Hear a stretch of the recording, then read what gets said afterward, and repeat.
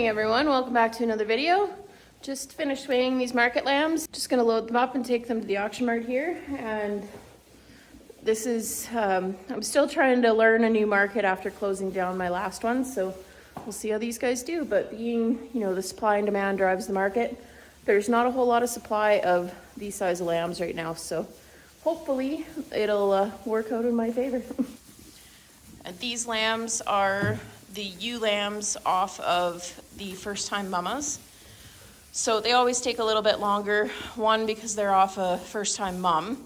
And two, because I haven't grained these guys at all. They've only been raised on forages since they got weaned. Like they were on creep once they got weaned, but ever since then they've only been raised on forages just because I knew they were gonna grow slower anyway, and I didn't want them to be ready right at the end of October when the market is the lowest.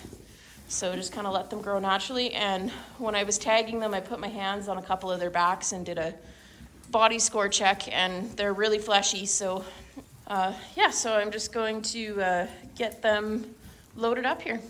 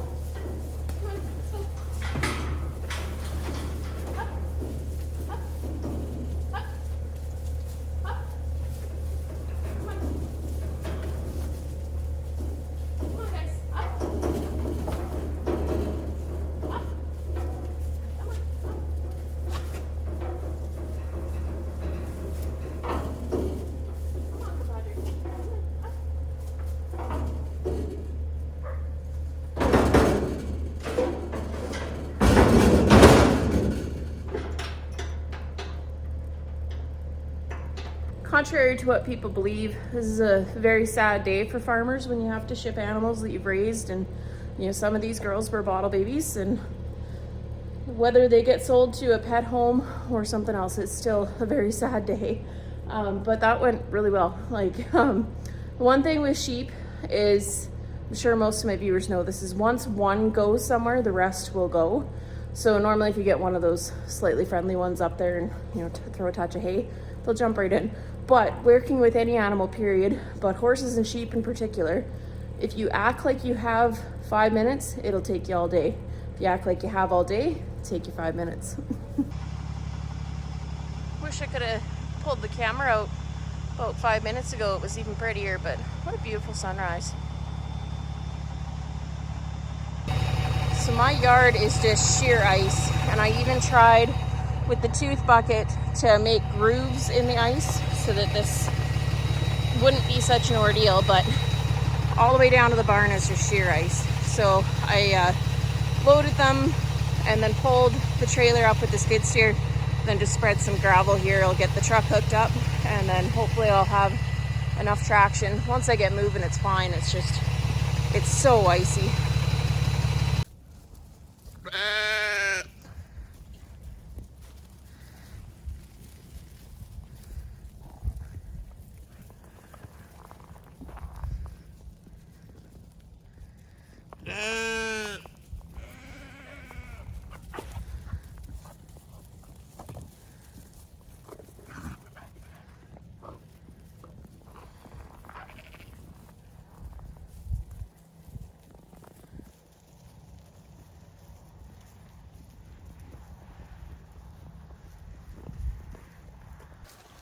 Well, good morning, Sheep Happens family, and I'm going to apologize again about not having videos out for basically the entire month of January, but I'll talk about it a little bit. I want to do a full video on it, obviously, and actually talk a lot of things through, but start off by saying, if the reason I started this YouTube channel was because I have absolutely zero social life off this farm. You know, a little, you know, a few horse connections here and there, but the majority of my social life is this farm and people coming to visit. And anyway, so when the weather's so down and bad, and you know, you sure get into a rut, and then just everything you seem to want to touch goes wrong. You know, I thought I was starting to get past the everything gone wrong phase, and the other day when it warmed up, one of the water pipes had busted, so it froze, and then as it thawed, it started busting. So, you know, there's always something that's going to go wrong on the farm, but you know, mental health in farming is something that is talked about a little bit more now than it was even 10 years ago, but it is a thing. So even for, you know, small farmers like myself, it is still a thing. And you know, it was a very down December, let's just put it that way. You know, I'm starting to kind of see the upside of the rut now, so hopefully that will, you know, start heading in the right direction. But what I wanted to just say is that, you know, if you don't hear from one of your friends that's a farmer, and you know, things they seem a little bit down, ask them how they are. You know, we're taught to just, you know, push through, and you know, things go wrong, you just deal with it, and it is a good mindset that way. You know, we are a very different breed that way. But if you really ask a farmer what's wrong, you know, they might not tell you everything, but you know, just that asking will be enough to give them a little light at the end of the tunnel. And I don't want to scare anyone, like I'm not, you know, going to self-harm or anything that way. It's just, you know, just getting the motivation to get out of bed and, you know, do chores, and you know, just when you're just down in the dumps, you just don't want to do a whole lot outside is what is necessary. And I do feel like I am failing these sheep a little bit. I mean, they're all still here, and you know, knock on wood, alive, and everybody's still okay, but just feeling like you're failing, and then it just kind of snowballs into even more. So, and you know, just like this whole delay with this bale processor, and you know, there's a whole bunch of regulation changes going on within mostly the cattle industry fighting back, but there is some in the sheep industry that are, myself included, very upset with these new regulations that are trying to come in, and you know, just everything kind of coming down on a person. And you know, I just spent 6 figures on equipment to make life easier, and life easier for when I go up in numbers of sheep, because yeah, I only have 120 right now. I would like to end up being at 200. That is kind of the 5-year goal. So I did spend 6 figures on equipment this year, or well, between last fall and this spring.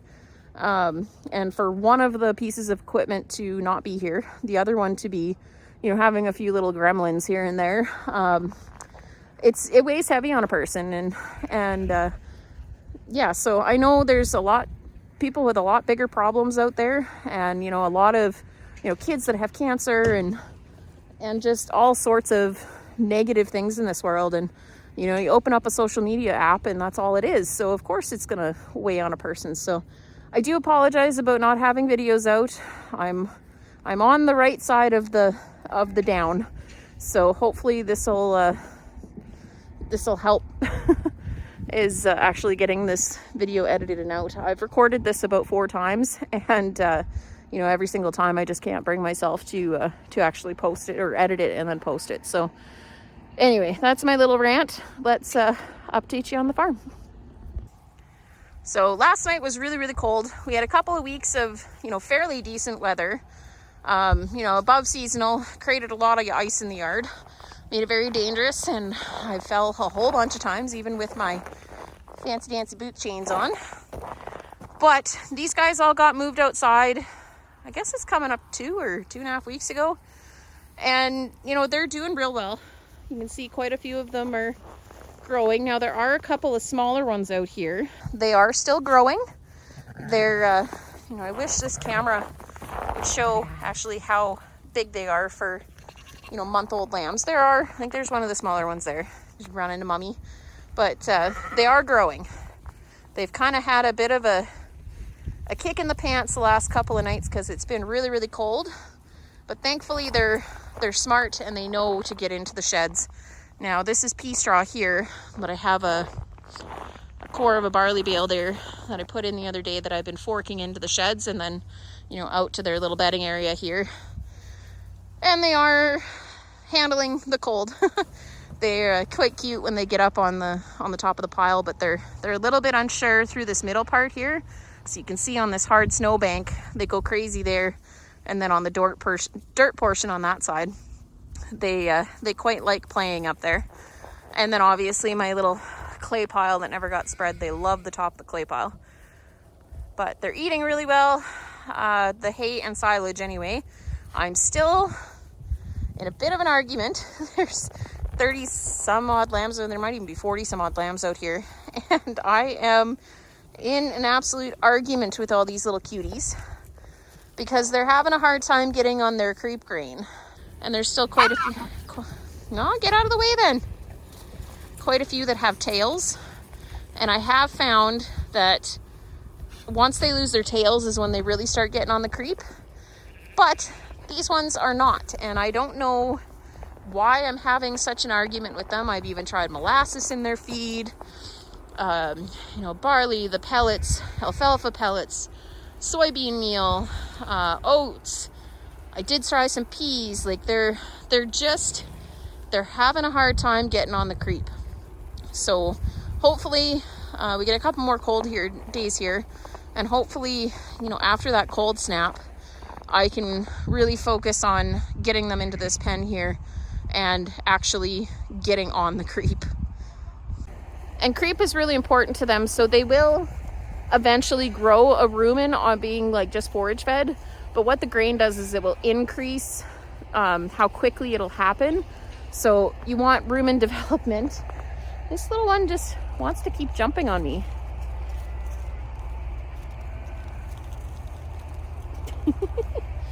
I've kind of nicknamed this one Buddy.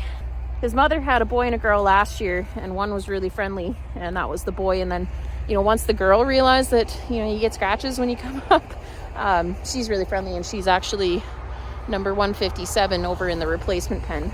She's quite a nice little ewe. But anyway, sidetracked here. Rumen development is very important, and if you do side-by-side comparisons, like there was a study a few years ago about side-by-side comparisons on milk-fed and forage-fed kids versus grain-fed kids. And it's not that the milk and forage-fed kids didn't eventually develop a rumen, it just happened so much quicker.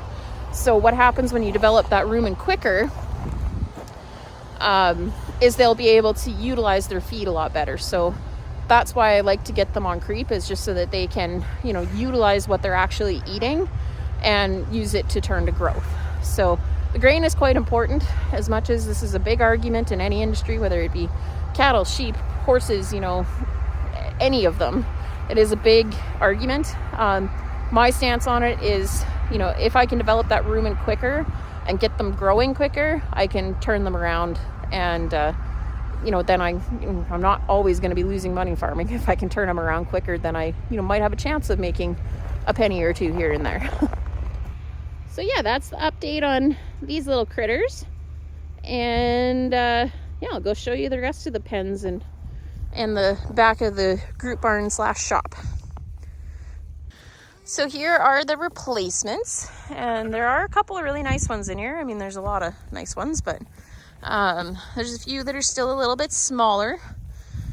But anything that has an orange dot was stuff that was kept off of the February 2025 lambing.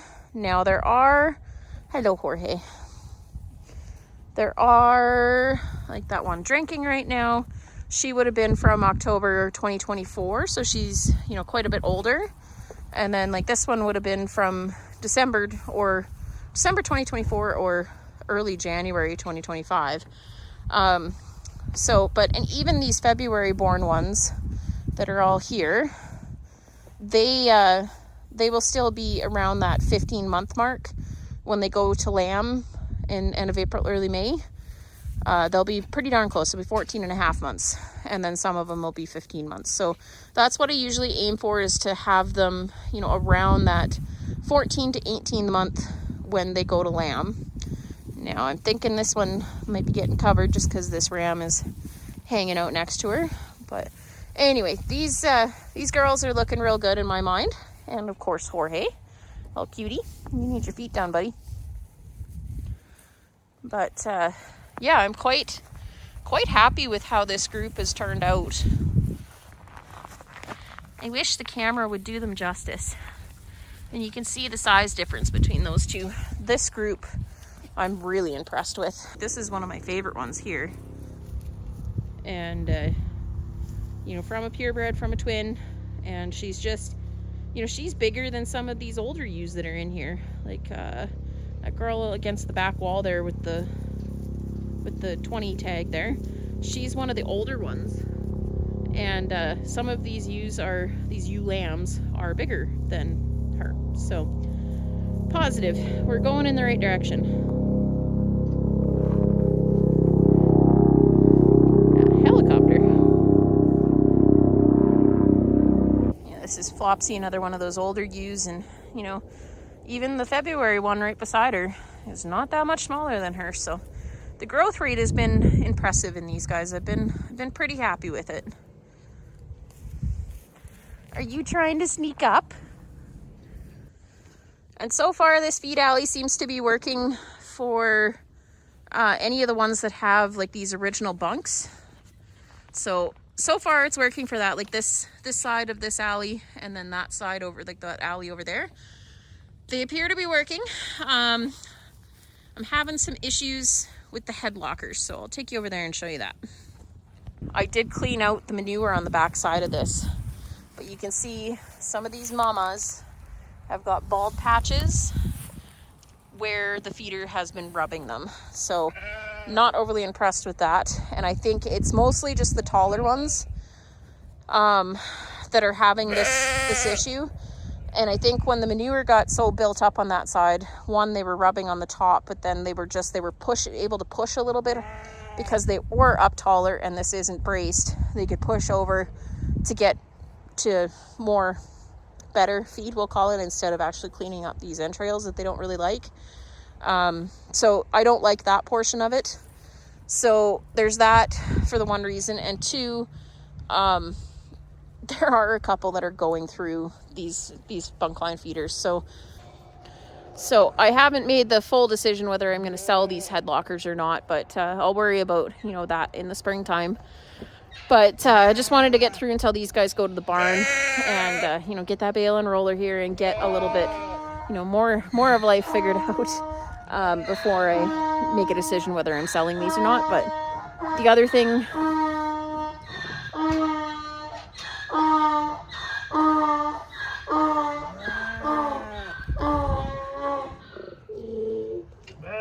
Thanks, Jorge.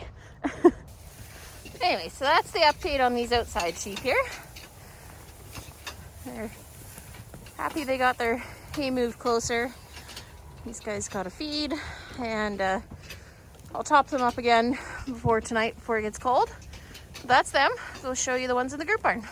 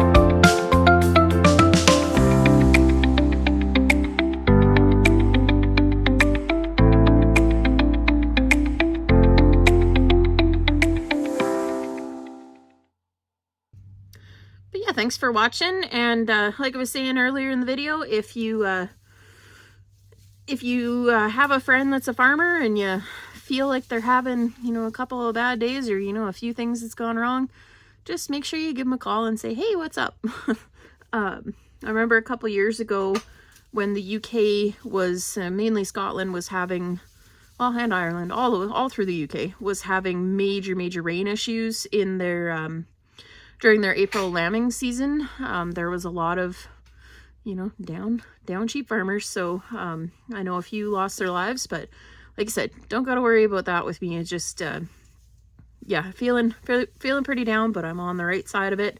And yeah, make sure you subscribe, and we will see everyone in the next video, because it's